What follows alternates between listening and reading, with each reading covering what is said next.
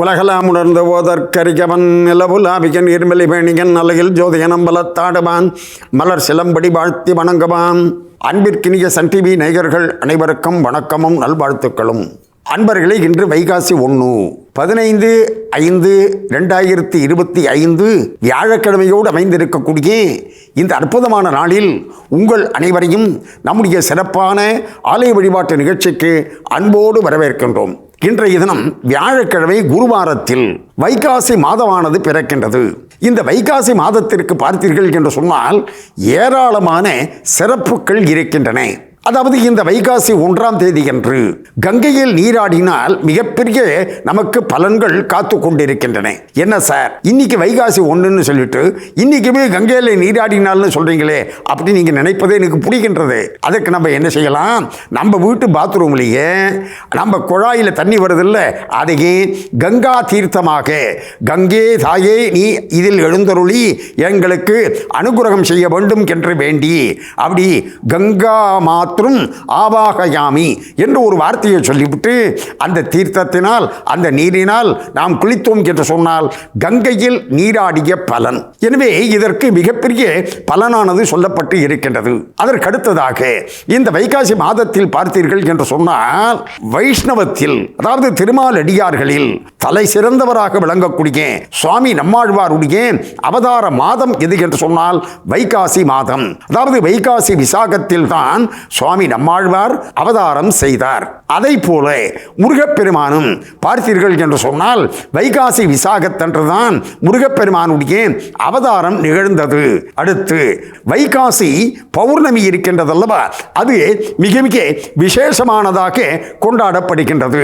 அந்த பௌர்ணமியில் தான் கௌதம புத்தர் அவதரித்தார் என்று சொல்லப்படுகின்றது. அடுத்ததாக வைகாசி மாதத்தில் வரக்கூடிய அனுஷம் நட்சத்திரத்தில் காஞ்சி மகா சுவாமிகள், காஞ்சி மகா பெரியவருடைய அவதாரம் நிகழ்ந்தது. இப்படி இந்த வைகாசி மாசத்தில் பார்த்தீங்கன்னு சொன்னாக்க ஏராளமான சிறப்புகள் அமைந்திருக்கின்றன. அப்படி சிறப்பு மிக்க இந்த வைகாசி மாதம் 1ஆம் தேதியாக இருக்கக்கூடியன்று வியாழக்கிழமையில், அதாவது குருவாரத்தில் அமைந்து இருக்கின்ற காரணத்தினாலே தான் ஒரு குருவோடு, அதாவது ஒரு சித்தரோடு தொடர்புடையதாக இருக்கக்கூடிய ஒரு ஆலயத்தை, அதாவது சிவபெருமானுடைய ஆலயத்தை இன்றைக்கு நாம் தரிசிக்க இருக்கின்றோம். அன்பர்களே, அதாவது நமக்கு சில விஷயம் கிடைக்குமா கிடைக்காதா என்று இருக்கும், ஆனால் அதனை கிடைக்கும்படியாக செய்யக்கூடியவர் அப்படிப்பட்ட இறைவன் எழுந்தருளி இருக்கக்கூடிய அற்புதமான திருத்தலம் எது என்று சொன்னால் பையனூர். அந்த பையனூர் திருத்தலத்தில் அருள்பாலித்து வரக்கூடிய எழிலார் குழலி அம்பாள் சமேத எட்டீஸ்வரர், அந்த எட்டீஸ்வரர் ஆலயத்தை இன்றைக்கு நாம் தரிசிக்க இருக்கின்றோம். வாருங்கள், தரிசிப்போம். வியாழக்கிழமை குருவாரமாக இருக்கக்கூடிய இந்த அற்புதமான நாளில் இடைக்காடர் என்ற ஒரு சித்தரோடு தொடர்புடையதாக இருக்கக்கூடிய ஆலயம் எது என்று சொன்னால் பையனூர் எட்டீஸ்வரர் ஆலயம். அதோடு மட்டுமல்லாமல் வடலூர் வள்ளல் பெருமான் ராமலிங்க அடிகளாரும் இந்த ஆலயத்திற்கு வந்து சென்றிருக்கின்றார் என்று செய்திகள் வருகின்றன. ஆகையினால் 2 அருளாளர்களோடு தொடர்புடையதாக இருக்கக்கூடிய அற்புதமான இந்த எட்டீஸ்வரர் ஆலயமானது எப்படி என்று சொன்னால் 9ஆம் நூற்றாண்டு வாக்கில் பல்லவ மன்னர்களாலே அப்படி கருங்கல்லால் ஆக்கப்பட்டதாக அமைக்கப்பட்டது இந்த ஆலயம். ஆனால் காலப்போக்கிலே சிதிலமடைந்து திருப்பணிகளானது நடைபெற்று இப்பொழுது கும்பாபிஷேகத்தை நோக்கி அப்படி இருக்கின்றது இந்த ஆலயம்.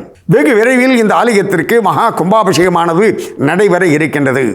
இந்த எட்டீஸ்வரர் என்று அப்படி குறிப்பிடுகின்ற நேரத்தில் எட்டாததையும் எட்டும்படியாக செய்யக்கூடியவர் ஆகியினாலே இவர் எட்டீஸ்வரர் என்று அழைக்கப்படுகின்றார் என்று இந்த ஆலயத்தினுடைய பரம பக்தராக இருக்கக்கூடிய சிவமூர்த்தி அவர்கள் குறிப்பிடுகின்றார்கள். இந்த எட்டீஸ்வரர் எப்படி என்று சொன்னால் ஒரு அற்புத நியாயாதிவாதியாக இருக்கின்றார் என்று நாம் இந்த ஆலயத்தினுடைய வரலாற்றில் இருந்து தெரிந்து கொள்ள முடிகின்றது. எப்படி என்று சொன்னால் அந்த காலத்தில் இந்த பகுதியில் என்ன ஆயிற்று என்று சொன்னால் நாகன் என்று சொல்லக்கூடிய விவசாயி, கூலி தொழிலாளி, அவர் பலருக்கும் கூலி வேலைகள் செய்யக்கூடியவர், விவசாய தொழில் செய்யக்கூடியவர். ஆனால் அந்த ஊரில் இருக்கக்கூடிய சிலர் என்ன செய்தார்கள், அந்த நாகனுக்கு தர வேண்டிய கூலியை சரிவர கொடுக்காமல் உனக்கெல்லாம் கூலியாவது ஒன்றாவது அப்படின்னு அப்படி போக்கு காண்பித்து கொண்டிருந்தார்கள். இதனால் மிகவும் மனம் உடைந்த அந்த நாகன் ஒரு நாள் என்ன செய்தான், நேராக இந்த ஆலயத்திற்கு வந்தான், எட்டீஸ்வரர் ஆலயத்திற்கு. அதாவது இந்த பையனூர் இந்த பகுதியில் தான் அந்த சம்பவம் நடக்கின்றது. இந்த ஆலயத்திற்கு வந்தான் நாகன். வந்த நாகன் என்ன செய்தான், எட்டீஸ்வரரை பார்த்து, அப்பா, நான் கடுமையாக உழைத்து உரியவர்களுக்கு அப்படி உரிய பங்கு கிடைக்கும்படியாக செய்கின்றேன். ஆனால் அவர்கள் எனக்கு உரிய பங்கை தர மறுக்கின்றார்களே, இது என்ன நியாயம்? எனக்கு அது எட்டாதா? அது எனக்கு கிடைக்காதா? இந்த மாதிரி இருக்கின்றதே என்று இறைவனை பார்த்து புலம்பி அழுதான். அப்படியே திரும்பவும் அவனுடைய வீட்டிற்கு சென்று விட்டான். இப்படி சில நாட்கள் கழிந்ததற்கு பிறகு திரும்பவும் அவனுக்கு கூலி கொடுக்க வேண்டிய நாள் வந்தது. அப்படி கூலி கொடுக்க வேண்டிய நாள் வந்த நேரத்தில் என்னாயிற்று, உனக்கு கூலியாவது ஒன்னாவது அப்படின்னு வழக்கம் போல அவர்கள் பேசி ஏசி எள்ளி நகையாடி அந்த நாகனை அனுப்பினார்கள். நாகன் அப்படி நொந்து போய் ஆலயத்திற்குள்ளே வந்தான். பிறகு என்ன நடந்தது பார்ப்போம்.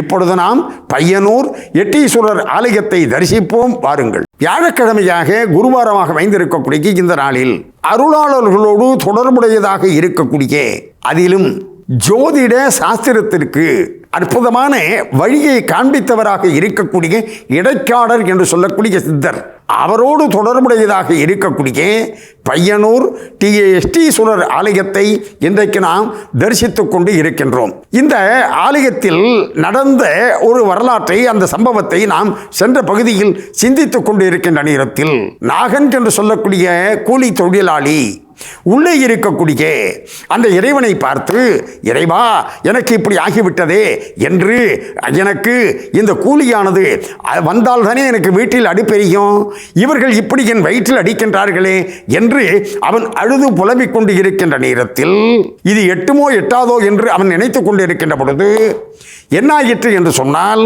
கூலி தர மறுத்த அந்த நபர்கள் என்ன செய்தார்கள், புறப்பட்டார்கள் அவர்கள் வீட்டிற்கு செல்வதற்காக. அப்படி அவர்கள் 4 அடி எடுத்து வைத்திருப்பார்கள்.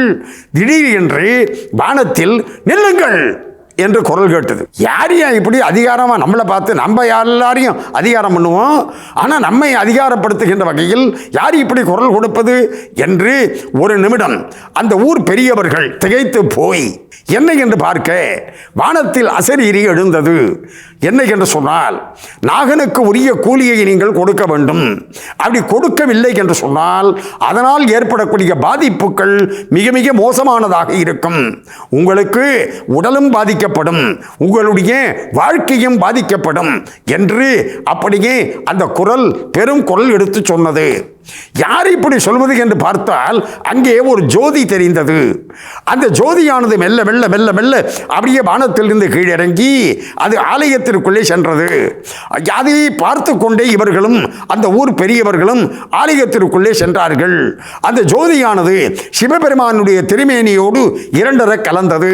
ஆஹா, உள்ளே இருக்கக்கூடிய எட்டீஸ்வரர் தான், அந்த சிவபெருமான் தான் வானத்தில் அப்படியே வந்து அசரீரியாக குரல் கொடுத்து ஜோதி வடிவாக காட்சி அளித்து உள்ளே சென்று 2 கலந்திருக்கின்றார்.